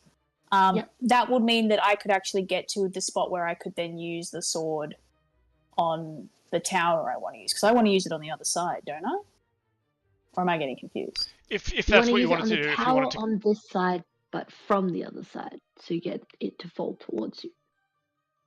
So I need to get. I need to get behind. Yeah, no, I get what you're saying. Yeah, if you want the tower to fall and collapse onto the camp, you would need to be almost in the camp, right? To kind of. Yeah, gotcha. I think I'm less focused. I was originally focused on the camp, and now I'm thinking like the original plan was better. So yeah, I think we all head up, but there's going to be a point where like stealth is needed, so I can take the charges and I can try and run them to get them to their spots. If I get in a bad situation, I can book it, but also it'll put me in a spot where like I'll be able to use the sword I'll be on the correct side of the tower, if that makes sense. Yeah. And I think Yama's plan was to be that like steadfast distraction almost, to like stand out in the open on the southern side of the bridge, draw the attention while you kind of like zip in and out, maybe as much as you can. But it still sounds like you're gonna need like 6 turns if it's, an action to plant each of these like bombs. I'd probably allow for a bonus action because it is like an object interaction to kind of plant it in the right place, and I'd let you as well like sacrifice an attack action, like as in like not your whole action, but maybe like one of your attacks to kind of place one as well. But then that obviously leaves you open if you are under attack, right? So, but I think the equivalent of swinging a sword can be putting it in the right place. I'd probably say. Yeah, that makes sense. I think with the timing, like I feel like we're saying this as we like maybe stop bothering Yama and we're actually getting closer. I think the timing wise, we just keep it short. Like, right. I think if we leave the time too long, we run the risk of them discovering it, like discovering the bomb and stopping it. Whereas like if I just put it down and then it detonates like 10 seconds later, 6 seconds later, whatever, like. Yeah, even if you did like 12 or 18 seconds, I think that gives you plenty of time, especially if you start with like the furthest one and just kind of start heading your way back. Yeah. I think we're all good. All right. I think that's as much of a plan as we're gonna get. This whole plan was risky to begin with. Like, we're just going. Yep. Love that.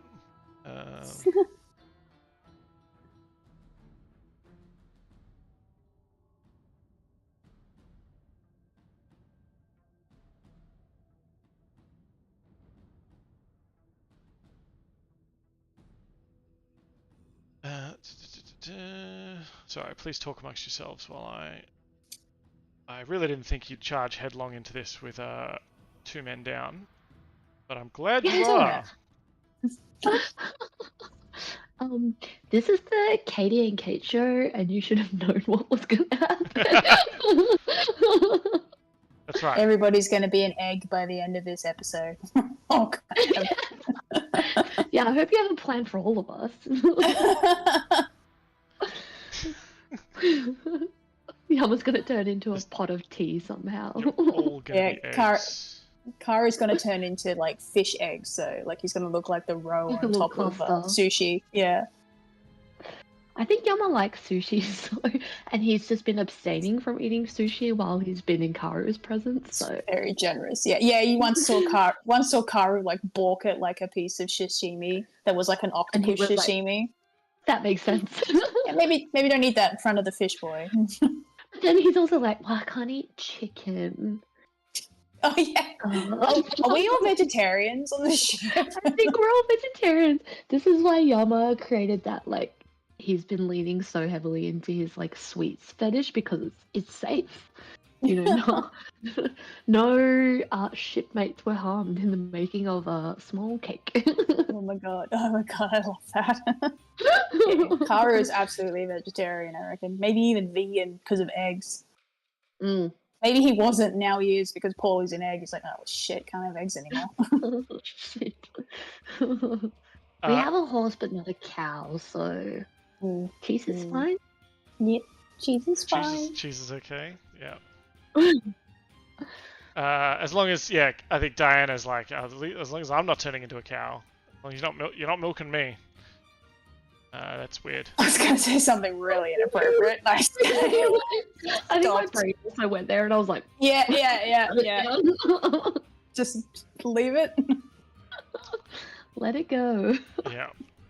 That conversation has happened between Karu and Diana already. Oh no! Hard yikes. Hard gross. My bad. SOS. Yama wants out. Yeah.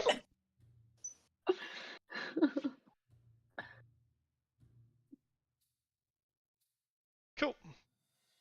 Wait, why is she glowing? Glowing, is she?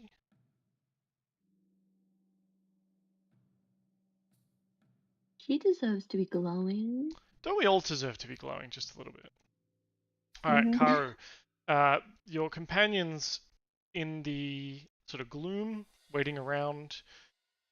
Nesbit hands off to you the 3 shaped charges of sort of the shatter acid concoction that he has put together. And he tells you he just hands it to you like very, very gently. And he's just like, don't jostle this too much. And then he's like, when you place them, you just need to see where this like inscription that Killian's put on here of an hourglass, you just need to turn that as far as like the time you want to put into it. And 1 full revolution is a minute. Yep. Awesome. And I think the way Karu carries them, it's in a tentacle, but he like does the thing where he weaves the tentacle between them so that there's always like a bit of flesh so that they don't clink together. Yeah. And he's like, yep. I mean, you'll know if I get spotted.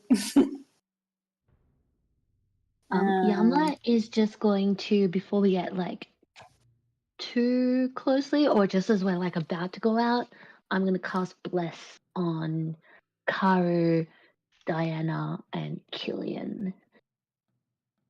What does that do? I'll pop it on the VTT, but it's basically like a bardic inspiration. Oh, okay, cool. In fact, Diana, Karu, and Killian, can you target them and cast it from within Foundry? I want to see if that works. Alrighty, let me try and find where my spells are. Sorry, I haven't looked much at features. Right. I don't have the right spells in here, I guess. Let me add it in there. Bless oblige. Bless. Cast spell.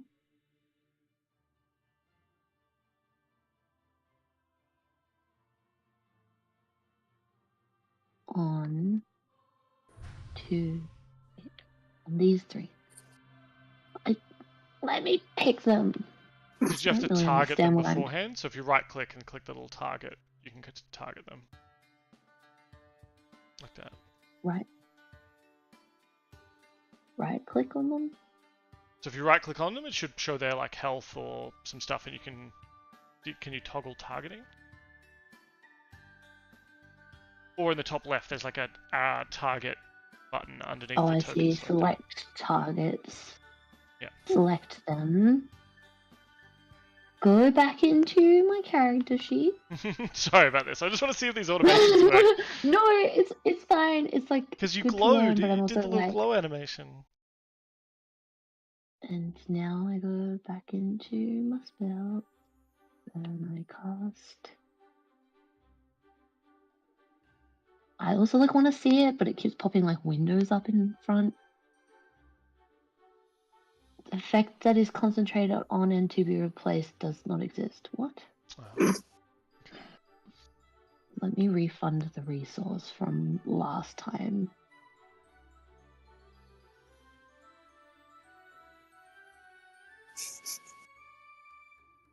This is actually buying me time to place all the enemies on the map. So fuck. Okay, well, good. I'm glad you're doing something while I like struggle through this. I thought I was just like grinding the show to a halt. No. Okay, cool. It's just so many, you know. Yeah, cool.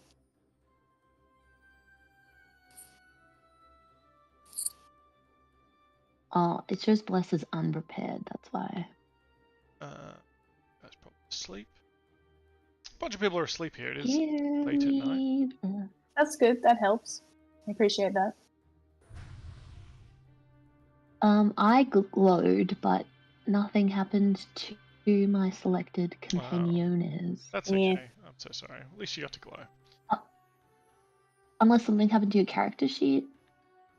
Probably not.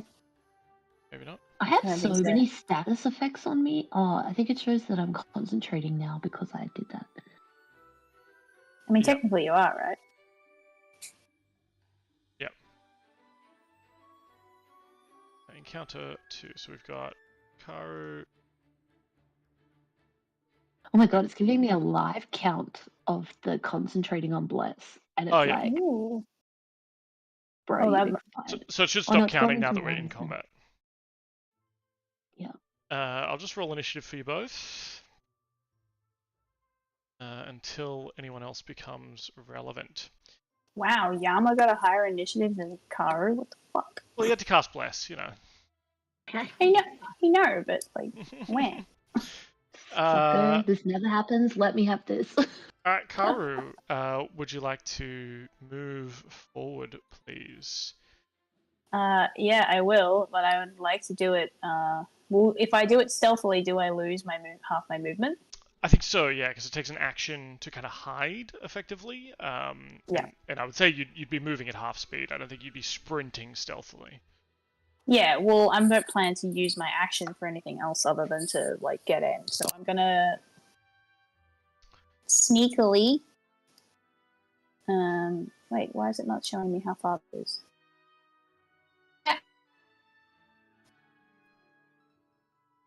Alright, I'm gonna sneak for my movement and be like, okay, I don't see anything. I need to roll a stealth roll. Yep. Can you give me a stealth check, as we've got perception checks for people looking out for you? You get a plus 1d4, but... Yeah, alright. Yeah. I thought it was just attack rolls. Skill checks let me as well. check this again. Pardon? Yeah, I thought it was everything. It's attacks or saving throws. Oh no! So it's not even as good as guidance for that. Laurel had this spell. I remember I had to always double check it before I used it. Yeah. So it's 30 feet. There we go. I applied it to you. Huh.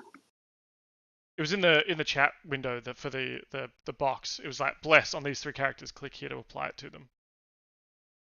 It doesn't say that on mine. Okay, it just says consume resource. Yeah, gotcha. Cool. That's only 30 feet. Hang on. I technically have my full... Like, I'm using my action. Sure. Now everyone's shining. Okay. I need to get to there. I can't see anything. I'm getting nervous. It is really dark. The black and white is always, like, disconcerting, too. Uh-huh. Yeah. Well, that's what dark vision looks like, right? You only see things in black and white. Yeah. Alright, so as you're seeing forward, Karu, you see a figure kind of cross in front of the light to your northeast and kind of come to the edge and peer out over. And you kind of freeze as you see this figure, and they do not appear to challenge you or anything like that. Phew. Going great. Would you like to continue? Yes. I'm gonna continue to be stealthy. Yep. We'll say each like round equivalent, you'll probably make a new stealth check just to see how you're moving, and that'll be like contested against their perception checks and so on. All right, I do want to move out though. Like my plan is not to let Karu get like too distant from us. Okay.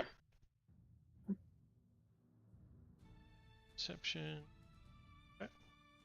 As you get closer to one of these towers, Karu, you can hear what sounds like two people, in fact, talking to each other in Goblin. One, that kind of more deeper, gruffer voice of a hobgoblin, and one more sort of high-pitched, screechy voice of a goblin. Kind of talking to each other a little bit, just seeming to having kind of like an idle conversation while they're up there. And you can certainly hear that, like, they're kind of standing on the parapet, kind of walking around, looking around. They are on watch. They are actively watching, but they don't seem to have noticed you, and you've kind of like flattened yourself up against the watchtower wall. There is like a wooden staircase, like leading up to the top of the watchtower. We'll go back to Yama. You give enough time, Karu kind of bleeds out into the gloom. You lose sight of him, I guess, with your dark vision. You can see obviously the shades of grey, and you can see some sort of small torch, campfires and torches and things like that around the watchtower itself. But yeah, you lose sight of Karu. You give it, a couple of seconds, 6 seconds or whatever, and you kind of maneuver a little bit if you'd like to get into some kind of position or get a little bit closer to support. Yeah, I just want to almost. Oh, sorry. Give me the distance. There we go. I'm just gonna take like one movement, I guess. Oh, I guess I'm not doing anything else. So I'm not staying quiet, but I'm staying like far back. And I'm just gonna move almost like out into the. Sorry, everything's in the way. Out into the middle. No, I'm just gonna like stay here. Maybe I'll stay behind this rock. Okay. Give me a stealth check with disadvantage, please. Here we go. Dun dun dun dun dun. Clunky boy. My heart is beating. Oh goddamn! 3.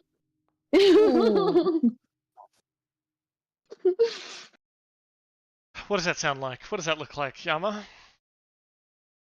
I think with a 3, he doesn't trip and fall, but he walks into the rock, maybe. Like he's going to hide behind the rock, but he kind of smacks into it a bit, and there's a bit of clanking of armor. Yeah. Yeah. I think Diana's probably right behind you, and because you stop abruptly, she bumps into you as well. So there's a double clang. Right. You hear the goblins kind of in, Karu, you certainly hear the goblins in the watchtower all instantly hear that. That is well below their passive perception. And they're like, someone out there? They're talking in goblin to each other, but then one of them you hear does call out, in common, I think. Is like, who's out there? Show maybe yourself. Yama could call back in goblin and just be like, it's just me, Skull Render. Washed up on the wrong side, went to take a piss. Sorry. Love that. Deception check. It's just me. Just me. Deception. Here we go. Pray for good juju. Oh my gosh. The juju was good. Amazing. He's channeling his inner goblin. Well, his goblin. No, I should have made you make it with disadvantage because his name's Sky Render, not Skull Render. But I love. Oh, I was. I've got to honor the crit. Making up a name. Oh, you were making up the name. Even better. Yeah. Yeah. So I think you hear, it's yeah, you hear him call back in Goblin. Man, I almost shot you, you idiot. Yeah, my bad. just let me come over there. It's just me. Don't shoot me. And then like there's sort of like a sort of huddled, hushed conversation, Karu in Goblin that like is you kind of catch. Maybe it carries over a little bit. Actually, there's the towers kind of talk to each other. They're like, "What? Who's that?" And the other guy's like, "Oh, it's Skull Render. He's out taking a piss." And then like there's like a Skull Render. I don't know what Skull Render. Did you know Skull Render? He's like, and then one of them's like, "Oh, I think I had a half cousin named Skull Render." And like there's just a lot of confusion going on the tower at the moment. I think with that natty 20. They've believed you for now. They're confused, but they're definitely like alert to the fact that there is someone out there. They're not peppering the place with arrows, but they are, I guess, maybe confused. Yeah, Yama might just take the opportunity to like continue then his movement, just that like a little bit further into the middle then. And that's it without sneaking. Cool. Karu, what are you doing during that time? Are you obviously you hear Yama specifically call out in Goblin? You're not quite sure what he said, I guess, but there doesn't seem to be a rise of alarm. Yeah, I think Karu like flattened himself against the side of the building when everyone started shouting. But I'm gonna gather from just like the tone, even though he can't understand it, that he worked out that like they're not attacking Yama. Like, okay, because he can hear the like, oh, it's going, oh, it's fine, you know that guy. Like he's like, okay. He seems to have convinced them, even if they're not sure who he is. Yep. So Karu's gonna like maybe while that's all happening, he remains like flat against the wall, but then once there's no arrows firing, he's going to keep sneaking. I'm gonna sneak. Go, Karu, go. And then I'll get my cool. Let me do a stealth check. Yep. Oh no. Oh. You loving this, Dan? I am loving this. I gave the natty 20 some real good juju. What does the nat 1 look like, Katie? I think Karu, as he's creeping around the corner, he's too busy like just checking where Yama is, because he can. I would imagine like he heard Yama. He can't see him in the gloom, but he's like keeping an eye out. And as he does it, he's not looking in front of him, and he like steps and clanks like a set of javelins or something. So it's just like clunk, clunk, clunk, clunk, clunk, as he like, and he's just like, fuck. Yep. Yeah, I think you stub your shin onto like a thing of javelins that were in a barrel, and they just go flying onto the ground. I'm gonna roll a d20. If I get under 5 or under, you drop one of the explosives. Okay. So you have a 1 in 4 chance, I guess. Ready? Public roll. Yep. Oh, you gotta be kidding me! Can I duck? I'm dexterous. Absolutely. You see, like you've got them wrapped up, right? Yeah. And you go to move that one tentacle out to grab the javelins as they fall, and like one of the snow globes of destruction tilt out and start falling onto the ground. Mm-hmm. You have, I would say, you have an opportunity here to catch it, but failing so will leave you in the blast. Or your other opportunity is to dive out of the way of the blast. But it's 9 o'clock. Actually, we'll resolve this, and then we'll call it a night for this week. Oh, and like you want to, yeah. Very quickly, when we were creating these, did Nesbitt give Karu the lay of the land of how destructive these things are? I think he's probably bragging about it. I know, that's fine. Like, this is going to decide what Karu does. Actually, I think Karu already knows what he's going to do. these are based around the idea of shatter. The thing is, so on a mechanical level, it's a con saving throw. If you're in the blast, it is a 10-foot sphere. Yep. And it would be 4d8 thunder damage, so it's the equivalent of like a 3rd level shatter. Now, it does extra damage, or like inorganic things have disadvantage on the saving throw, effectively. So this thing's designed to take out inorganic material. So 4d8 thunder damage is maybe not that bad for you, but it is not great for stone. Yeah. If you clutch this somehow, we'll cross that bridge, no pun intended, when we come to it. But yeah, so I'll give you the ideas of if you want to make an acrobatics check to catch it, or an acrobatics check to dive out the way of the blast, I think, and just let it fall. Yeah. I kind of want to let it fall.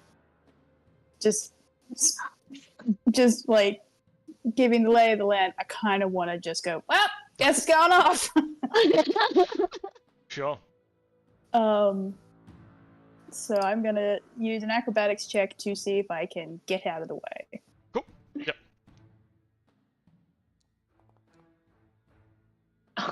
The rolls tonight. A 2 is better than a 1. Yeah, I'm going up. One at a time. I'm going up. Slowly, this is getting better. Come on. Give it to me. Come on. Love this. I prepped all my healing spells, and I feel like that was It's okay. I've definitely got 2 potions of healing, but also. Sigh. Excellent.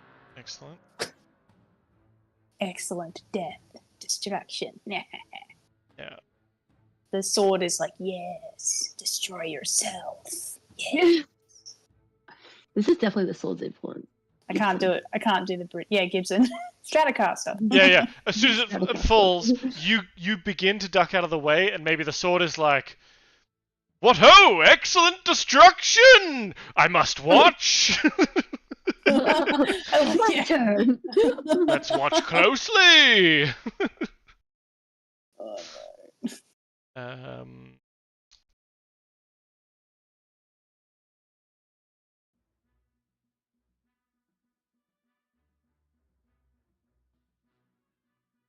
Shatter. Do I do a con save or nah? Yes, please. Can I click it in here? Oh, I can.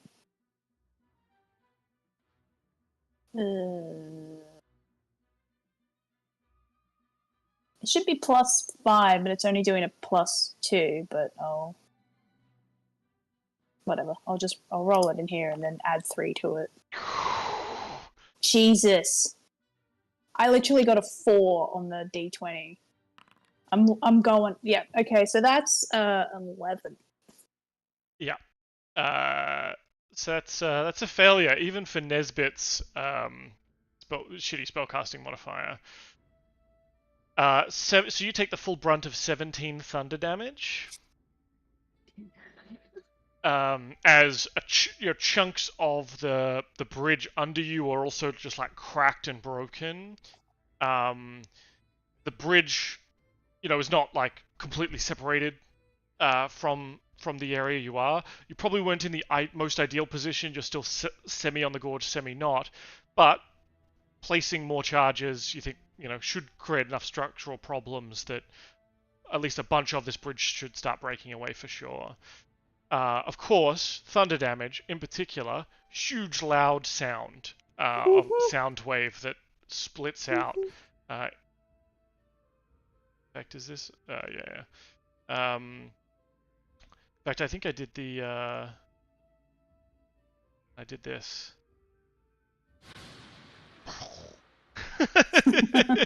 I'm not sure if you can see that little animation. I saw a little bit, yeah. Yeah. So yeah, 17 damage on you. A huge explosion. a whole bunch of cries of what the fuck was that? No one cares about the javelins that have fallen. Effectively, everyone will be aware that this has happened, and I think one of the goblins is looking over at where you, like directly at where you are, and start of next session, everyone has been woken up and will be added to the initiative tracker. Sick. Now that was your turn. You were moving stealthily. You still, I would say, have your action and your bonus action if you would like to do something with those before we. Can I use my action to just? Can I use my action to just book it along the bridge now? They're like, oh shit, jig's up.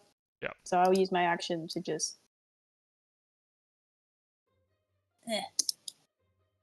And you just hear in your head as like you're exploded, like the stones are shattered around you. You hear, "Yes, sally forth to destruction!" Yes. I'm doing it.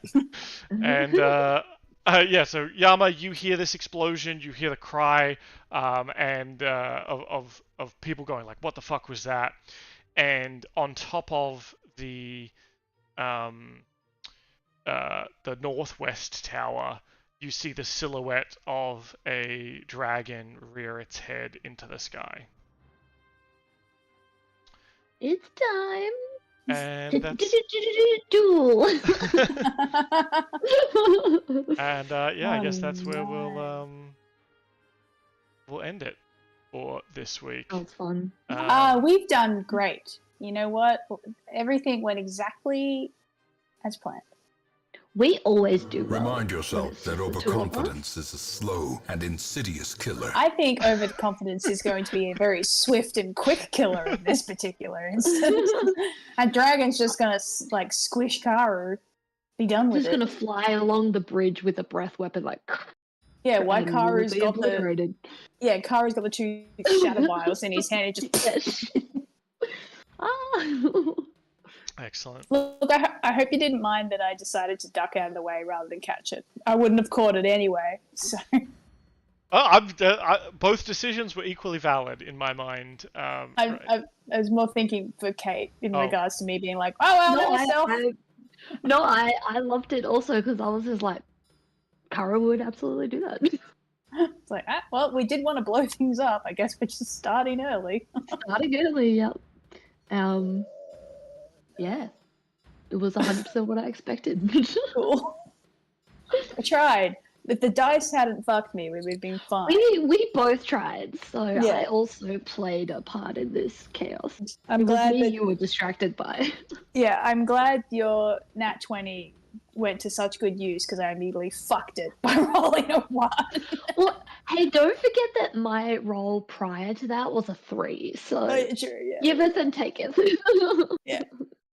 Yeah, exactly. We're on balance. No, neither person is like fucking up. And look, I think this narratively fits. You guys are a bit, the captain's dead. Your captain is dead. You're on this kind of wild mission. Usually, I mean, he has plans. They go awry as well. But left to your own devices, I guess you two have kind of cultivated that chaos yourselves. Maybe without the captain around to absorb all the chaos. You two are the chaos beasts now. Who needs him? Yeah.